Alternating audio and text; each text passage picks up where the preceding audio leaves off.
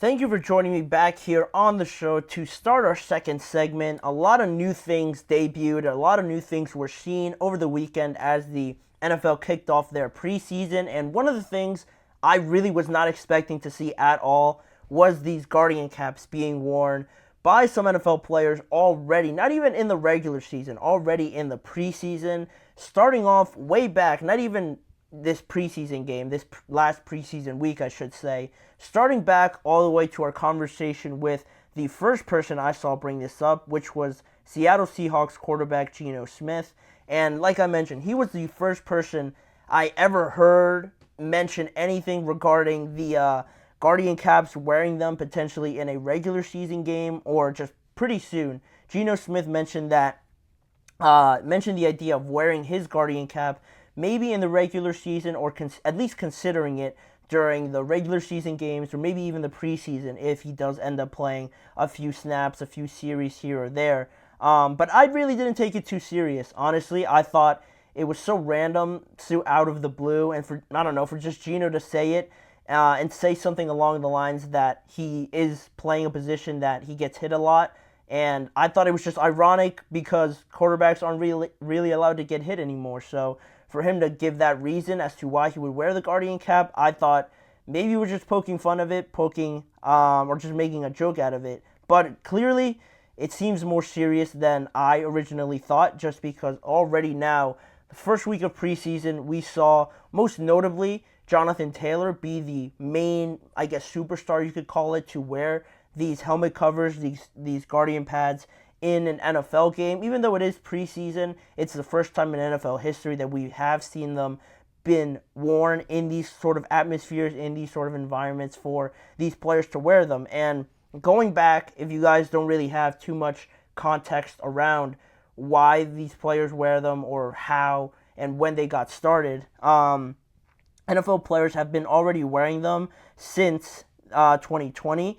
These helmet covers with only a limited number of teams back in 2020 wearing them. But then in 2022, the NFL mandated that all offensive linemen, defensive linemen, tight ends, and linebackers, had to wear them because those were the positions that more often than not had the direct head-to-head, helmet-to-helmet contact, especially here in the crown of the helmet as well. So the NFL mandated for those positions specifically to be the first ones to have to wear them, at least in practice. And then once some more development came out of it, some more time, went into developing them a little bit more, just teams getting used to them, then it followed suit with defensive backs, wide receivers, running backs, all having to wear them as well during practice. But now, this year, in 2024, the NFL made it an option for the first time ever for these players, anybody that wanted to wear the Guardian cap during a regular season or clearly a preseason game had the option to do so, and they would have been allowed,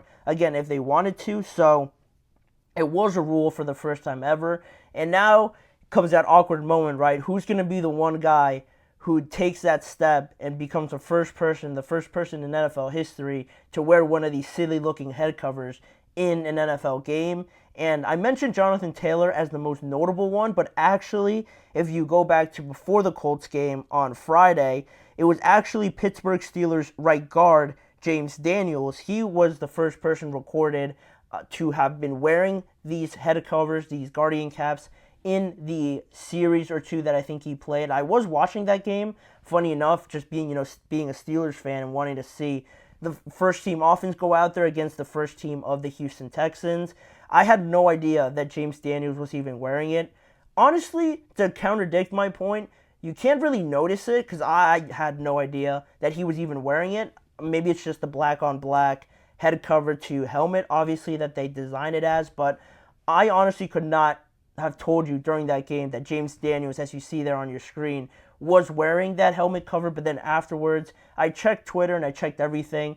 The next day also, I read some stories on the previous night's games, and I saw, Pittsburgh Steelers right guard James Daniels runs out of the tunnel with head cover, and I'm like, when did that happen? Like, I didn't even notice it at the time. So you can't really notice it once, you're really watching, but really when you start to zoom in, you can kind of see how big these guys' heads look, and it just looks ridiculous. Honestly, I just can't get over the fact that, one, I missed it, and that players could consider looking silly, looking pretty, a little goofy wearing them in an NFL game. But again, I do know it is for the player's safety. I do know it is all in an effort to make players a lot safer, to not give them some more head injuries.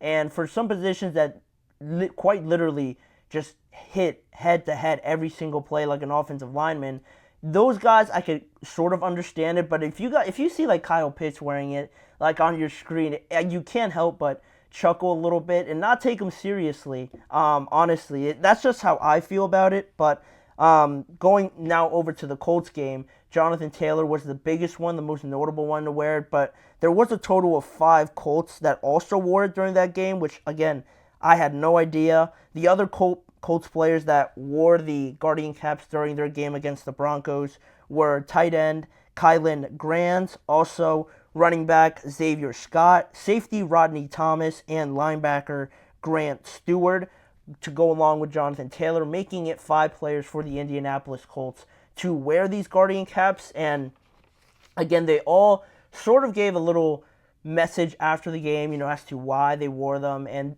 all of them alluding to the main idea that, there's been a lot of research done on these. There's been a lot of, already getting used to it with having them wear it during practices, that this is pretty much the time to go test it out, and they wanted to go out there and see how it felt, see how they maneuvered, if it affected their, I don't want to say range of motion, but just wearing something else on your head maybe could make the helmet a little bit heavier. Obviously, I've never worn one of these things, so I'm just guessing here, spitballing off what could, be a potential side effect to some of these Guardian caps. But overall, it seems like most of them had a pretty positive review of it, just keeping themselves safe. And James Daniels, the right guard for the Pittsburgh Steelers, said after the game also that basically his head doesn't hurt as much as it usually does, or if it did at all after this first preseason game, and he encouraged other players to wear them as well after the game. And I think Adam Schefter, ESPN's Adam Schefter, talked about it today, when they talked about it earlier today, that he really believes, and that the sort of census around the NFL is that more players are starting to feel and are going to be a little bit more encouraged now to wear these Guardian caps, because we've already seen 5 players on one team wear them, another guy wear them for an offensive line position. He feels that now this was a pretty big step for these Guardian caps to be taken a little bit more seriously, for some guys to not have to be the first ones to ever wear it. Now that already 6 people have done it, maybe now it'll open the door for some more guys to at least test it out during the preseason. And if that's the case, it doesn't seem too, I don't know what the word I'm trying to use is here, but it doesn't seem too bad, I guess, because overall it is for player safety. And the NFL actually said earlier this year that they saw a nearly 50% decrease in concussions in the mandatory practices earlier in the spring and during OTAs and things like that. So, 50% is a pretty significant amount, to decrease these concussions. And you want to have your best players out there, obviously, so making sure they're protected, regardless of what the aesthetic view of it all is. I guess it could be seen as a good trade-off, but there were some guys that definitely pushed back on it. There was Darius Slay, who mentioned it last week when he was brought up the topic. He said that, it is understandable. He does see the reasoning behind it, but that he would never wear it. He called it ugly and that it would hurt his swag on the field. And I couldn't agree with him more, quite honestly with you. Then after the Colts game, Minnesota Vikings Jonathan Grenard, their most recent free agent acquisition, he responded with a picture to Jonathan Taylor wearing the Guardian cap, and all he responded was, ew. All he said was ew to the picture of Jonathan Taylor wearing the Guardian cap. So I'm sure there's going to be some pushback. I'm sure some guys, some more traditional, old school guys, some veteran guys, I'm sure won't be open to the idea of wearing it. But I don't know. I feel like this is a young person sort of thing. Like most of the transitions with the NFL usually go. We're talking about the 18-game season, the changes to the offseason, and these Guardian caps as well. I feel like the new generations will be more open to wearing them, whereas the older guys, the more veteran guys, will definitely not be a pretty big proponent of it or a pretty big advocate of wearing these, just because again, they want to be taken seriously, and it's hard to do that when you're wearing a soft sort of pillow cover over your head. But, to each his own. Right now, it's still an optional thing. I don't think the NFL will ever get to a point where they make it necessary for some of these guys to wear it, because just my thinking of it is that they're already developing, manufacturing these new helmet models to make the impact and make these collisions a little bit more safe. So if you're doing that already, I would rather, opt for that option than wear, these helmet covers, unless like you're tied, absolutely married to a helmet design, a helmet, build, and you don't want to change from that because it just feels comfortable on your head.